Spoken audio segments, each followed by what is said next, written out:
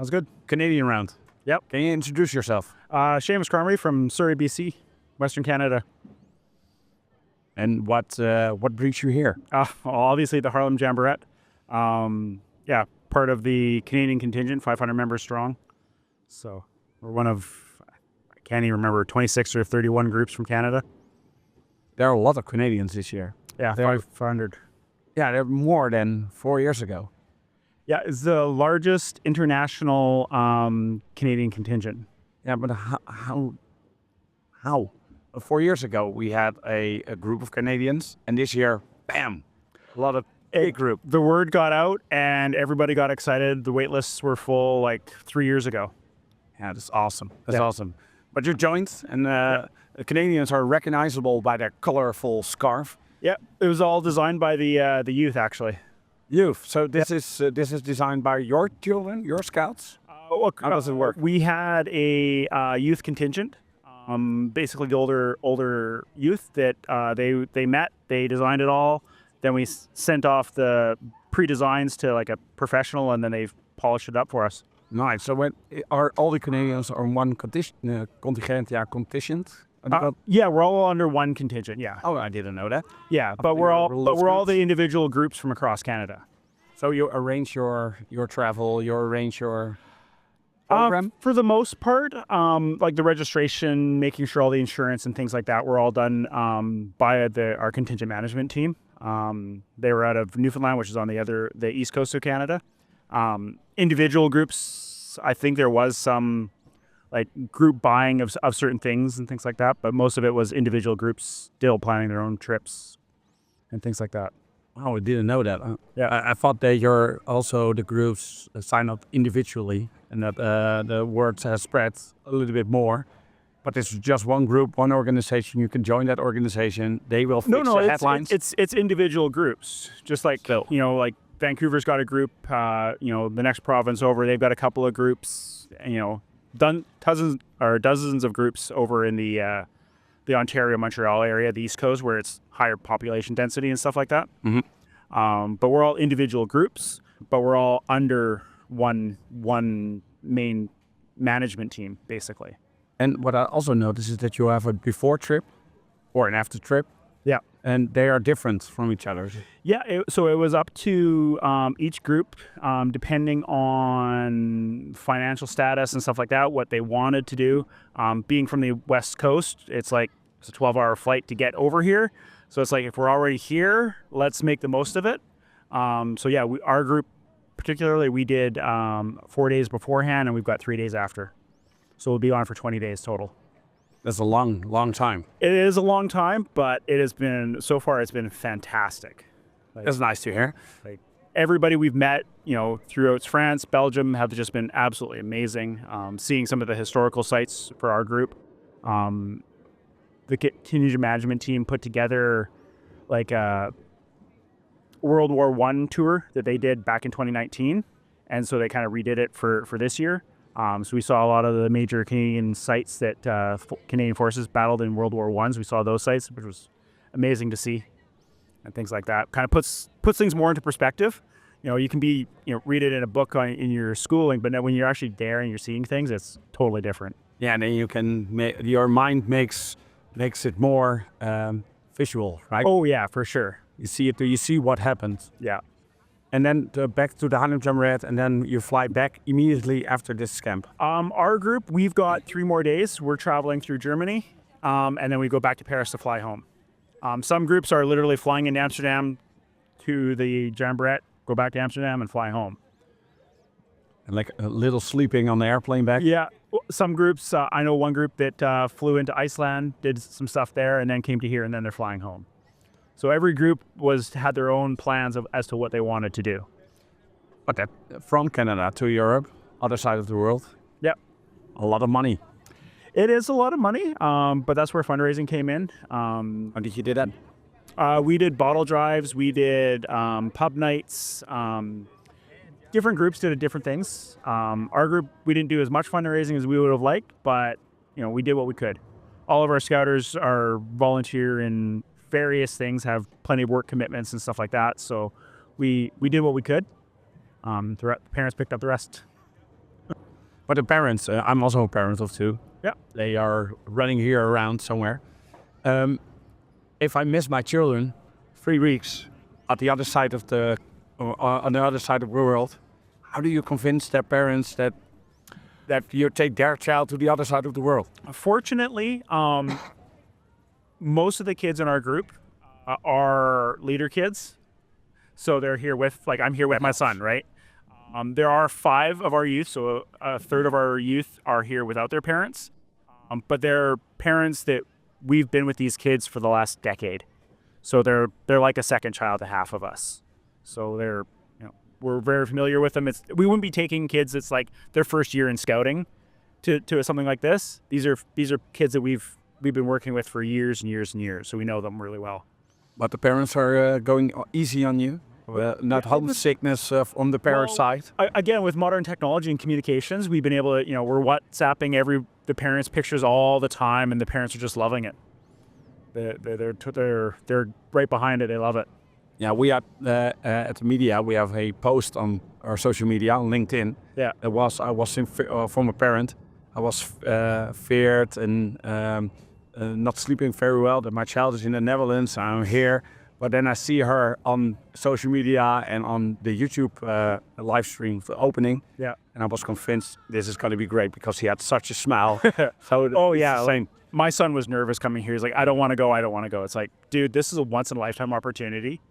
To come and experience something like this. We'd never been to a Jamborette or anything because just the age, COVID and all that messed things up. But now he's here and he's loving it. Why he was, that's not a normal sentence. Why he was afraid? The unknown. He didn't know what he was coming into. He's never been to a big event like this. He doesn't really like crowds per se, but this is huge. This is totally different. He'd much rather be at home playing video games sometimes, but, he's enjoying what he's seeing here. It's been fantastic. It makes it feel like home here. And they're really mingling with other kids and playing. And other groups are always coming over. They're like, oh, we love your neckers. We love your neckers. Do you have any more neckers and stuff like that? And he's handing stuff out. And, oh, yeah, they're getting ready to do it. All of our really colorful. They are. They're really colorful. What's the main difference that you already noticed here in the Netherlands compared to Canada? For scouting? Yeah, for scouting. The pioneering. Like, our group specifically isn't big into the pioneering stuff and things like that. And whereas we come here, we're seeing like giant 3-story structures with windmills. Whereas we're struggling to get our youth to like be interested in a simple, overhand knot and stuff like that. The less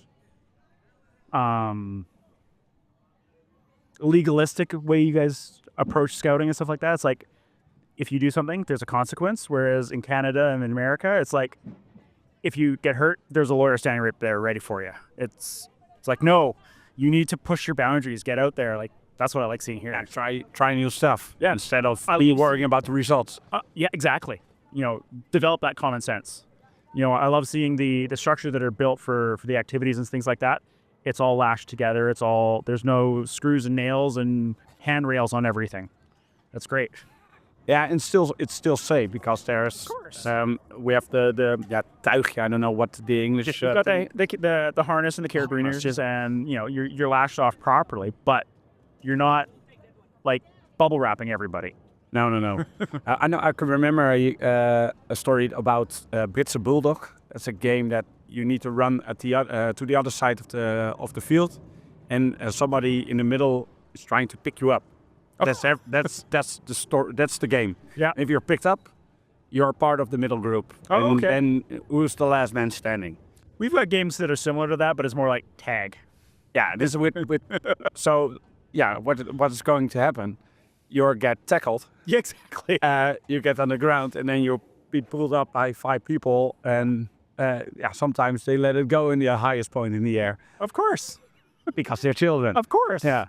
And that was the English said that is not allowed anymore in the UK because of safety reasons, and it's still allowed here. It's fantastic. Push kids, make them bounce off things. It develops strength and character. It's okay to be hurt. It's okay to try and fail. Yeah, that's good. That's a good way to say it. It's okay to fail. We forget that sometimes. Yeah. So I have here a couple of wood and a couple of nuts. Yeah, try to build things.